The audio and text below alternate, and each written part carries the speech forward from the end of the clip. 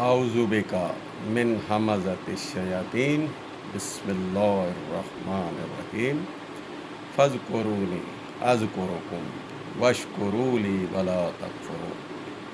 سورہ بقرہ آیت نمبر 152، یعنی سورہ بقرہ کی آیت نمبر 152۔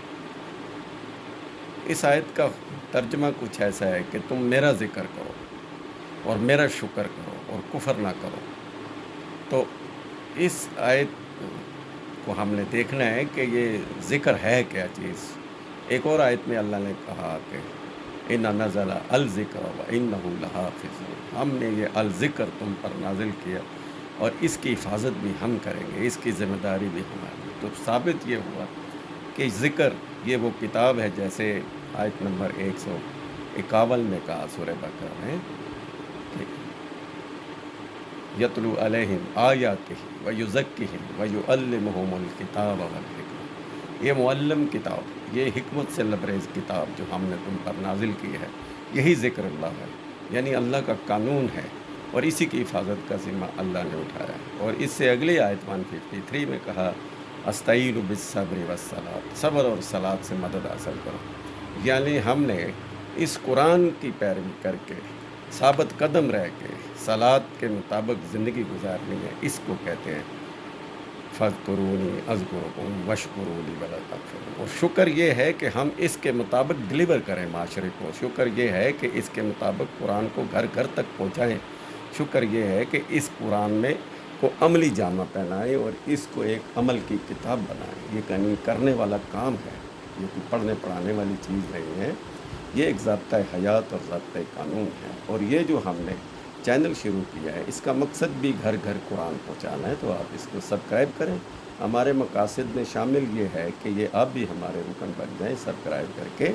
اس میں کوئی منفعت نہیں، کوئی مالی فائدے نہیں، اس میں فائدہ یہ ہے کہ یہ گھر گھر پیغام پہنچا کر لوگوں تک عام کیا جائے اس یوٹیوب کے ذریعے، اس چینل کے ذریعے سے۔ تو آتے ہیں اپنے سبجیکٹ کی طرف کہ یہ وہ پیغام جو رسولوں نے دیا، یہ وہی الکتاب تھی۔ اس آیت میں بھی الکتاب کہا گیا۔ الکتاب ہوتی ہے ذکر اللہ، اور ذکر اللہ کی حفاظت اللہ نے خود اٹھائی۔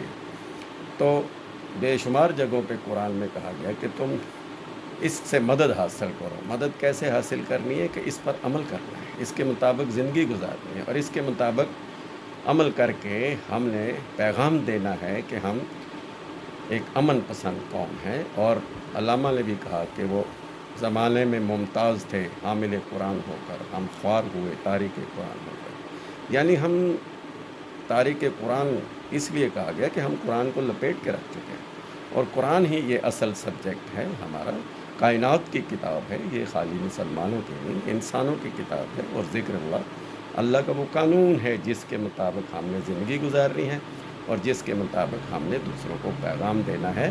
تو یہ پیغام گھر گھر پہنچانے کا مقصد یہ ہے کہ یہ انبیاء کی سنت ہے، یہی الکتاب تمام انبیاء کو دی گئی تھی، اور اسی الکتاب کے مطابق موسیٰ نے، عیسیٰ نے اور محمد رسول اللہ نے اور پچھلے تمام انبیاء نے سورہ انعام میں بتا دیا گیا کہ سب کو یہ الکتاب دی، حکومت دی، نبوت دی، تاکہ وہ اس کام کو آگے پھیلائیں اور اس ذکر اللہ کو عام کریں، اور اس ذکر اللہ کی حفاظت کا ذمہ اللہ خود اٹھاتا ہے، اور اس کی گارنٹی دیتا ہے کہ یہ لاریب کتاب ہے، کسی اور کتاب کی کوئی گارنٹی نہیں۔ ہماری ناکامی کی اصل وجوہات، ہم کتب روایات پر عمل کر کے اس کتاب کو لپیٹ چکے ہیں۔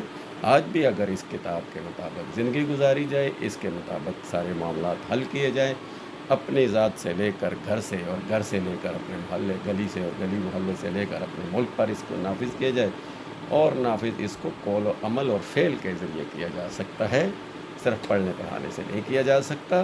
اور ہاتھ میں تسبیح پکڑ کر ذکر نہیں، بلکہ یہ ہاتھ میں کردار ہونا چاہیے، ہمارے ہاتھ میں وہ کریکٹر ہونا چاہیے جس سے قرآن دوسروں کو پیش کیا جاتا ہے۔ اپنا خیال رکھیے گا۔ السلام علیکم۔